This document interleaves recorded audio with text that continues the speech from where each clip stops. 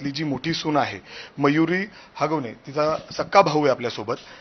म्हणजे ज्या पद्धतीने तिच्या या कुटुंबावर अत्याचार, म्हणजे बहिणीवर तुझे अत्याचार होत होते, किंबहुना आता आपण वैष्णवीवर बघितलं, याची कल्पना होती कधी तुम्ही? वैष्णवीच्या बाबतीत कल्पना अगोदर काही नव्हती, पण सगळ्यात पहिलं तर हिच्या बाबतीतच सगळ्या गोष्टी चालू झाल्या. त्या गोष्टींमध्ये आम्ही प्रत्येक वेळेस मयुरीला साथ पण दिली. प्रत्येक वेळेस त्यांच्या इथे जाणे, मीटिंग बसवणे, थोडंफार कुठं काही चुकत वगैरे असेल ते समजून सांगणे, या गोष्टी वारंवार होत होत्या. 2 वेळा आपण एनसी दाखल केली त्यांच्या विरुद्ध.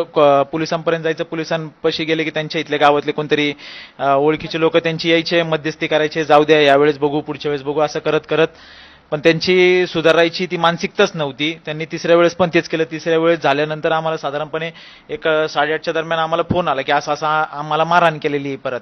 मग त्यावेळेस आम्ही तिथं गेलो. तिथं गेल्यानंतर आम्ही सगळं बघितलं चित्र. तर हे आमच्या अगोदर जाऊन तिथं चौकीला वगैरे दाखवून मेडिकल वगैरे आमच्या अगोदर करण्याकडे तिथं आमची त्यांची बाचाबाची वगैरे झाली.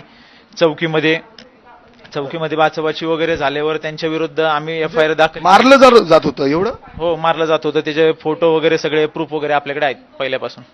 म्हणजे पैसे ज्या पद्धतीने वैष्णवी हगवणीकडून, म्हणजे तिच्या आई वडिलांकडून तू पैसे घेऊन ये, फॉर्च्युनर गाडी घेऊन ये, सोनं घेऊन ये, चांदी घेऊन आपलं वैष्णवीच्या लग्नानंतरच हे जास्त करून प्रकरण जास्त वाढलं गेलं की बाबा तिच्या मोठे लहान सुनेकडनं एवढं सगळं मिळलं, तर हिला कुठंतरी हे करत होती की हे सोडून दे, हिला आम्ही दुसरी आणू, तुला अजून याच्यापेक्षा श्रीमंत, अशी तिच्या नवऱ्याला वगैरे तसे टॉर्चर करत होते. तिच्या नवऱ्याला पण खूप त्रास झालेला आहे या गोष्टींचा, मिस्टरना तिच्या. हे पॉलिटिकल घराणं आहे, म्हणजे हे मोठं पद आहे त्यांच्यावर जर आपण बघितलं, त्यामुळे कुठेतरी त्यांना आतापर्यंत अटक होत नाही, परंतु आता बघितलं ते फरार आहेत का?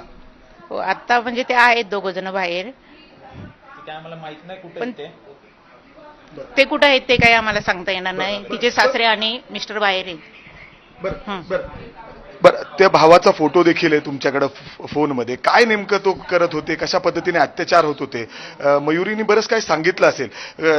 वैष्णवी बद्दल काय होत होतं हे त्यांनी येऊन कधी सांगितलं? कसं, वैष्णवी संघ तिला बोलून कधी दिलंच नाही त्या लोकांनी. तिच्या सासूनी, नंदेने आणि दिराणी तिच्या संघ मयुरी बरोबर काही बोलून दिलं नाहीये.